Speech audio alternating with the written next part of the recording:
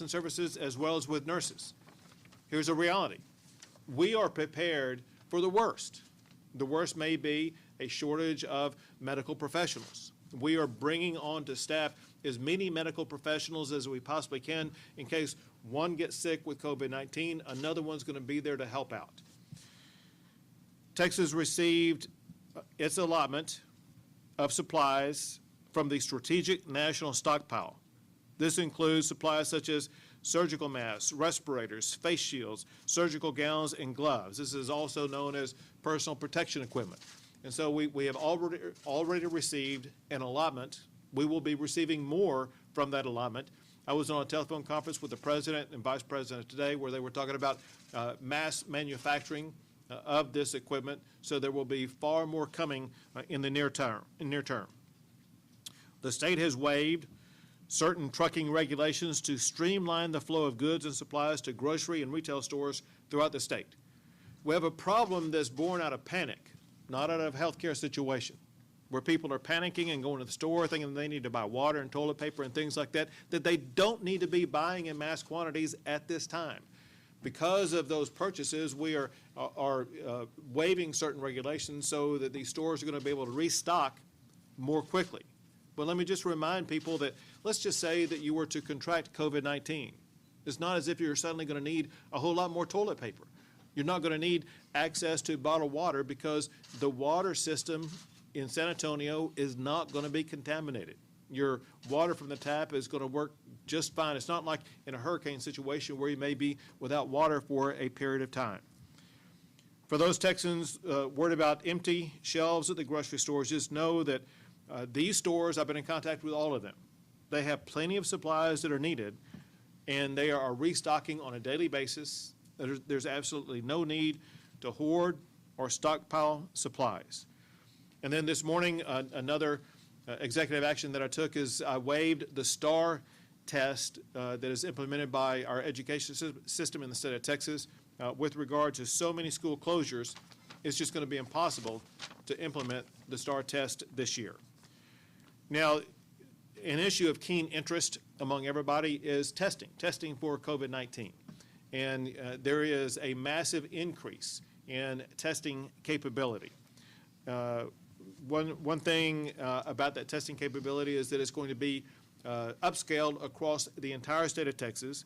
I'm pleased to be here in San Antonio because San Antonio was the very first city in the state of Texas that opened a drive-through testing facility that Mayor Nirenberg will be telling you more about shortly. But we are extremely proud of the city of San Antonio for acting so incredibly swiftly to step up and get this drive-through testing facility operational.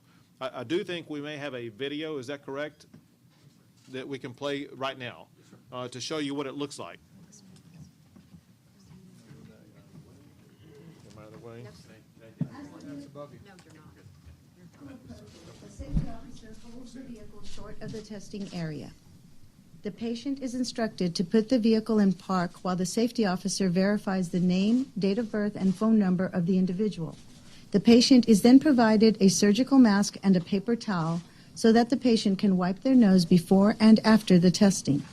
The safety officer briefly describes the testing process and ensures there are no questions. The safety officer moves the cones and instructs the patient to put the car in drive and move slowly into the testing area. As the vehicle approaches, the lane is closed behind the vehicle to ensure no unexpected traffic enters the area during the testing process. The collection specialist guides the driver to position the vehicle so that the driver can easily open the door. The driver is instructed to place the vehicle in park. With the vehicle in park, the individual is asked to open the door and turn and place their feet on the pavement. The collection specialist provides a detailed description of the testing process and ensures they have no questions. The swab is used to obtain a nasopharyngeal specimen from both nostrils. The swab is placed in the labeled specimen container and into a Ziploc bag. The bag is closed and wiped down by the collection specialist using a bleached towelette. The safety officer is present to assist with any issues and provide oversight for the collection specialist during the process. The patient is provided instructions on obtaining results and precautions to take to minimize the spread of any illness. They are allowed to slowly depart the testing area. The clean, bagged specimen is rolled up and another team member wearing gloves opens a second Ziploc bag, and the collection specialist places the clean specimen bag inside a second Ziploc bag, which is also wiped down with a bleach towelette. The clean, double-bagged specimen is placed in a cooler for transport to the laboratory for testing.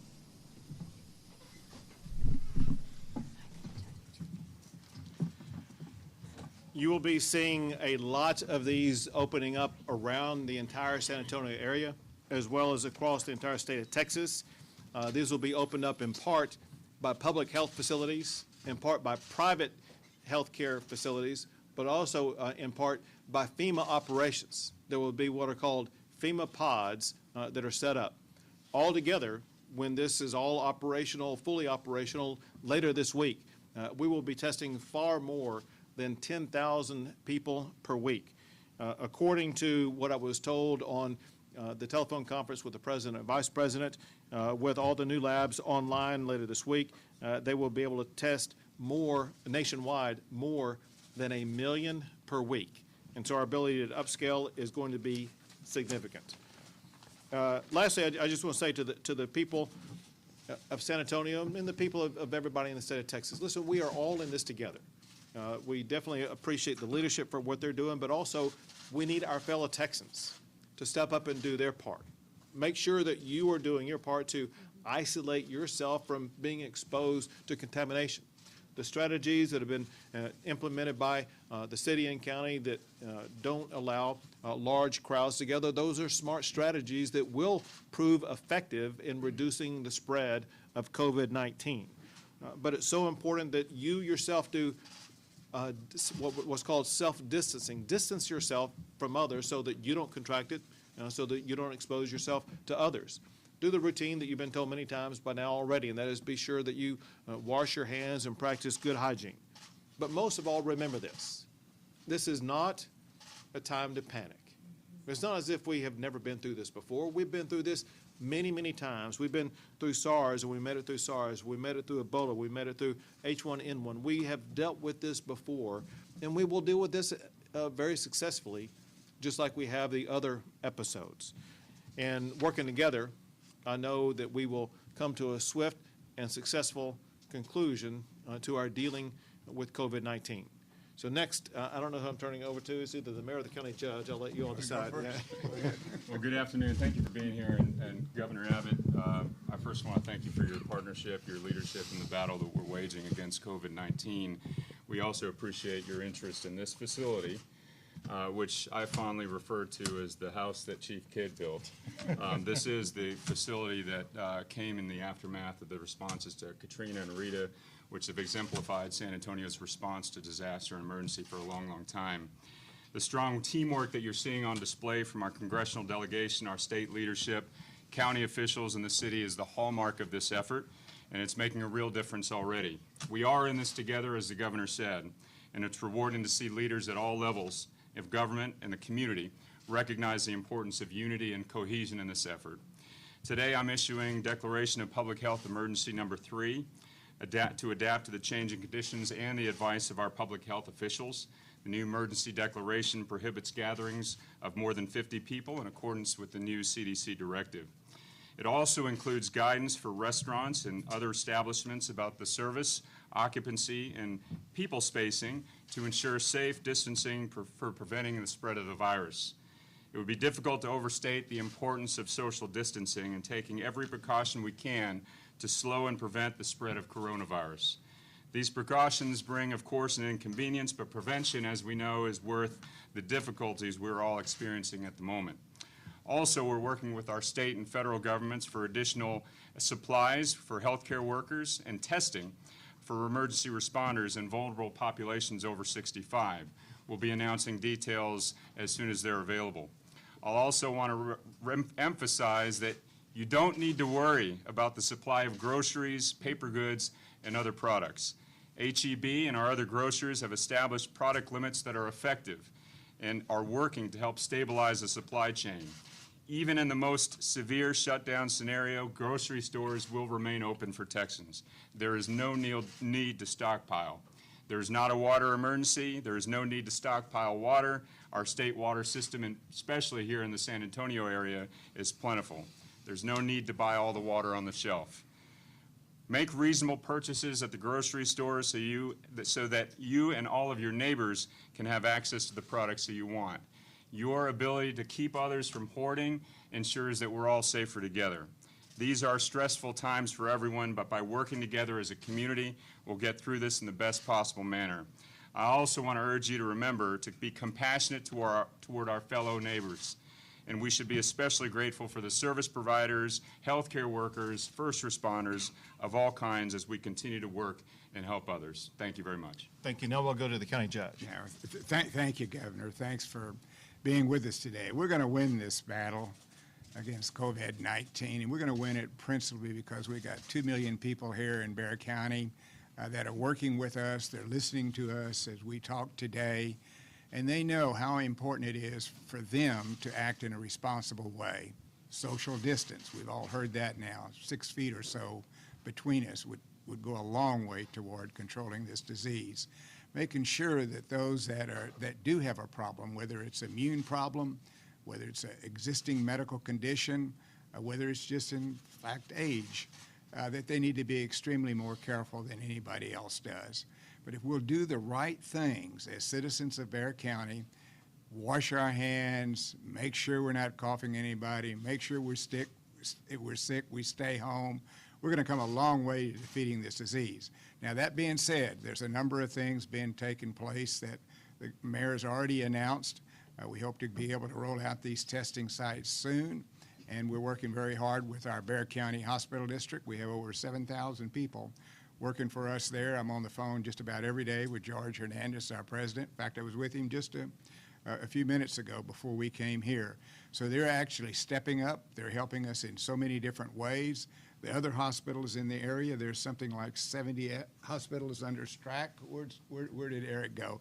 That has some 7,000 beds, over 1,000 ICU units, and we're segregating some of our hospital space so that if we do get a large influx, we'll be able to handle it. So they're making a big difference. We're taking existing conditions at the jail, and we're changing how we're handling that. We're testing everybody even before they come in, while they're in, more testing, and then when they leave. We think that could be a real problem. We have over 3,800 people in the jail. So taking these additional steps, I think, is going to make a big difference in how we handle that.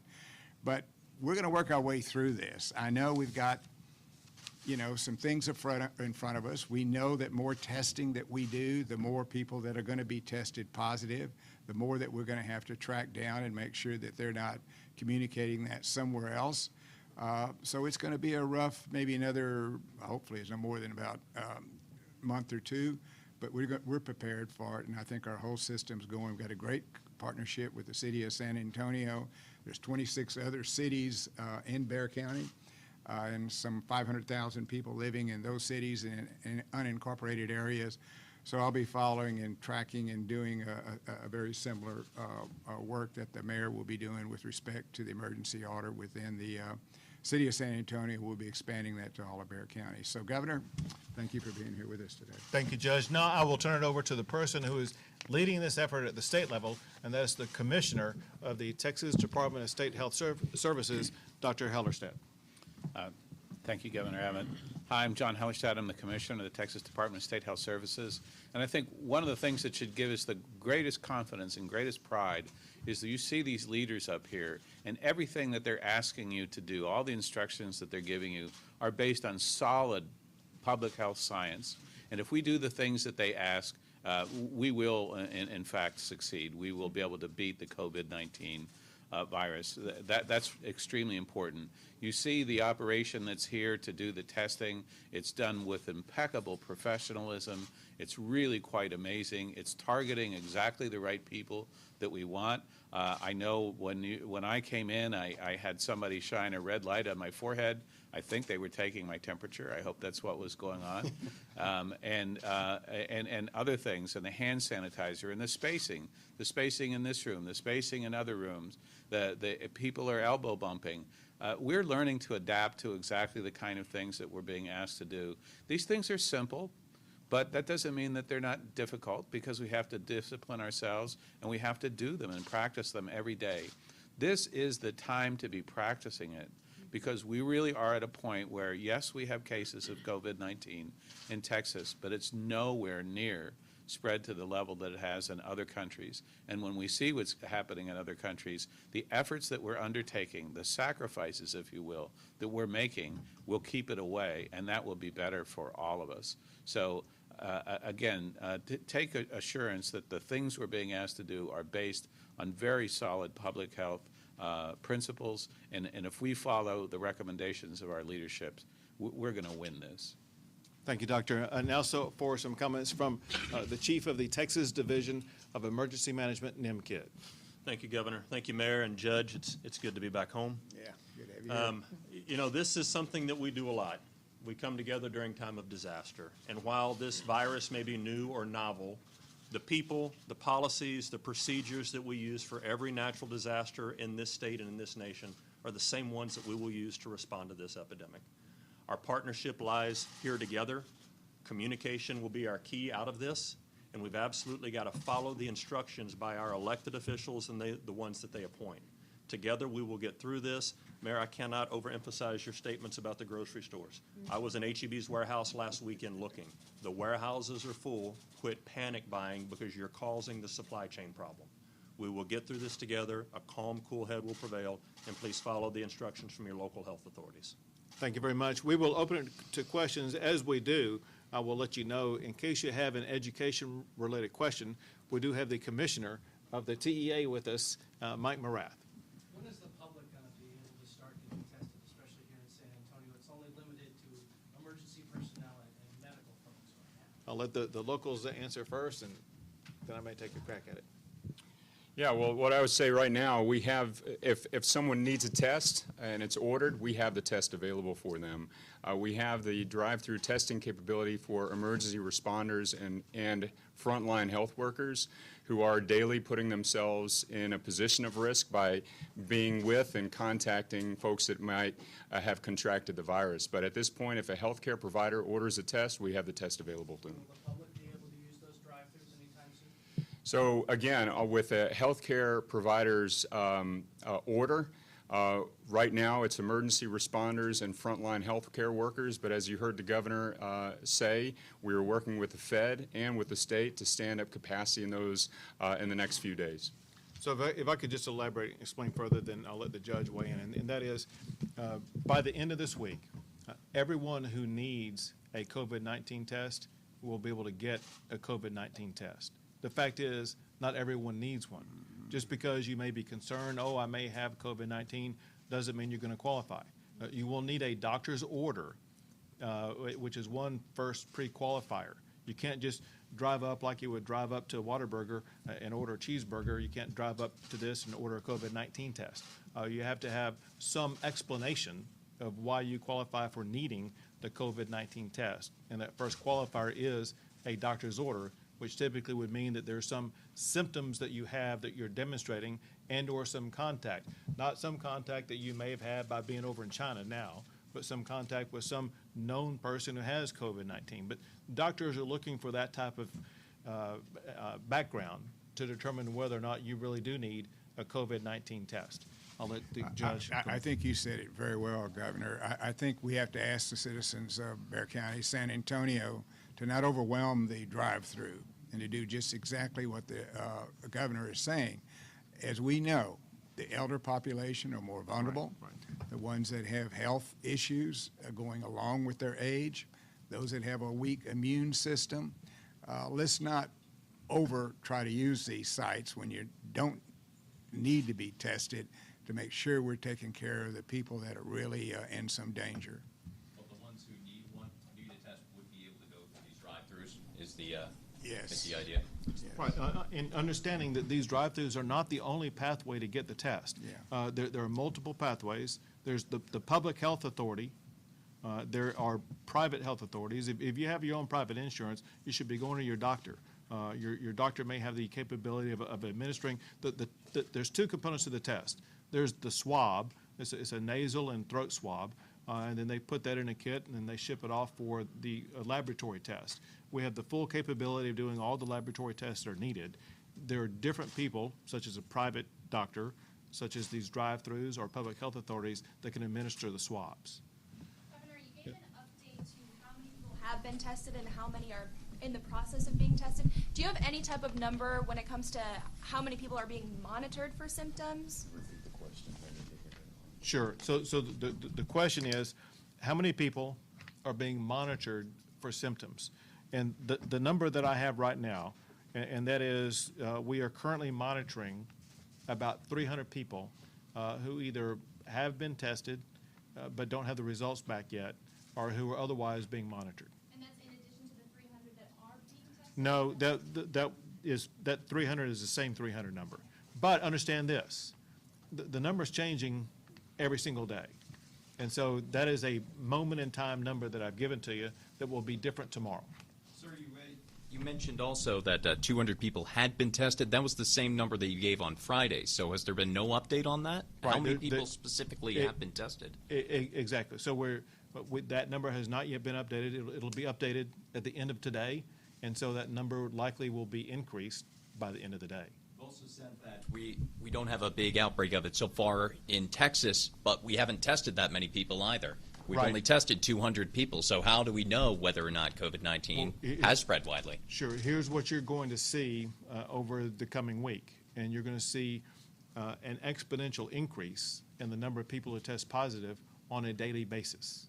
So people just need to be prepared and not shocked for the mathematical reality that once wide-scale testing is now being implemented, there will be a lot more people who identify as testing positive for COVID-19.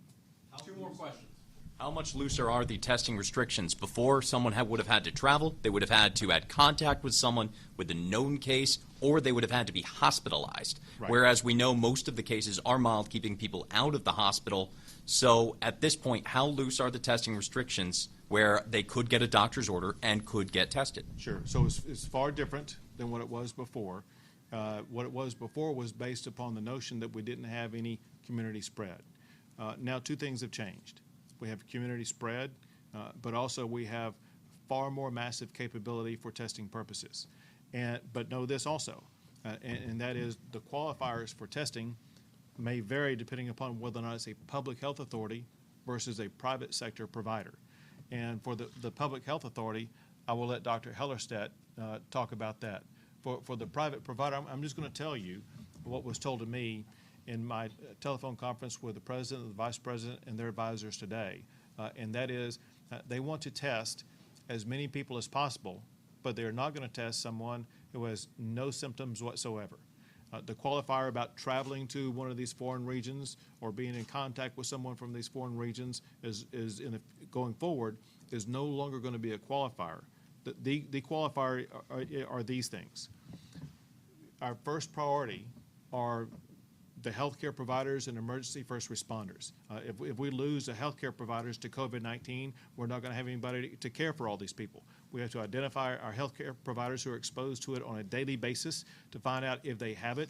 They likely will be tested on a daily basis to determine if they contracted it so that we can isolate them from the other healthcare providers and other first responders. Second, we will be prioritizing the most vulnerable population, which would be our seniors. Third, we would prioritize those who have demonstrated that they have symptoms that may be something more than just a cold or flu. And so if you have a presentation of an illness, that may qualify you for your doctor to get a doctor's order to get a COVID-19 test. That said, I think the person who knows the most about this would be the only doctor who is at this table with us right now, and that would be Dr. Hellerstedt, and we'll let him give you the more definitive answer to your question. Thank you, Governor. I think the criteria that are out there, I think, are really pretty straightforward. And they still fall into, if you will, two categories. One, symptoms, because there's really not a reason to test people without symptoms, and I can go into that in more detail. So symptoms, and then some risk factor. So the risk factors in the past were limited to a person came from a particular area in China where there was an outbreak. Now that we're seeing it more broadly, we're seeing areas of community transmission, not only still in China, but in other parts of the world, in Europe, and even in some parts of the United States. So travel to that would be considered a risk for exposure. Likewise, if you come in contact with another person who is known positive, has tested positive for COVID-19, that would be considered an exposure.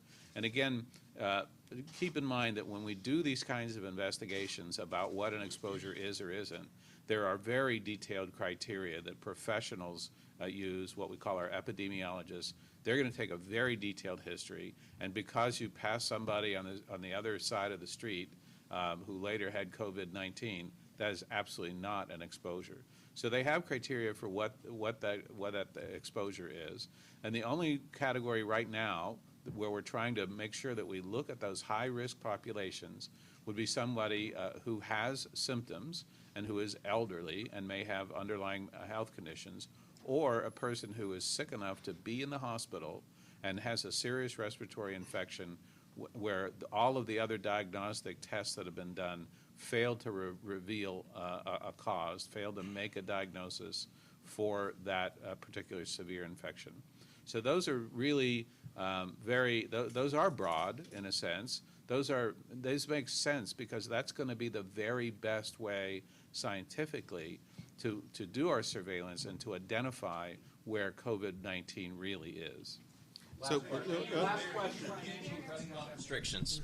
There's a huge financial impact that COVID-19 is having here in San Antonio, really across the country. What's the state doing especially for small businesses that are sending people home and they're closing down and they're not having, what's the state doing? absolutely. Well, first of all, we are fortunate to have a federal government that's been highly responsive and is acting as we speak. They've already passed one package that's been beneficial. They're working on another package. The United States House of Representatives passed their package on Friday. The Senate is taking it up this week. It will provide robust funding in multi-layered strategies, in particular the one that you're talking about. There is a lot of money available for small business loans to ensure that small businesses will be able to continue to operate. We don't want them going bankrupt or going out of business. We want them to maintain operations. And so there are broad-based strategies that are heavily funded to make sure that we will keep the economy going. Thanks, guys. Hey, guys, I'm sorry, we got to run. The president's on. The governor has to go. He's got a schedule. Thank you so much for coming. Governor, you plans to limit space anymore or public gatherings? So you keep Bruce Bug busy?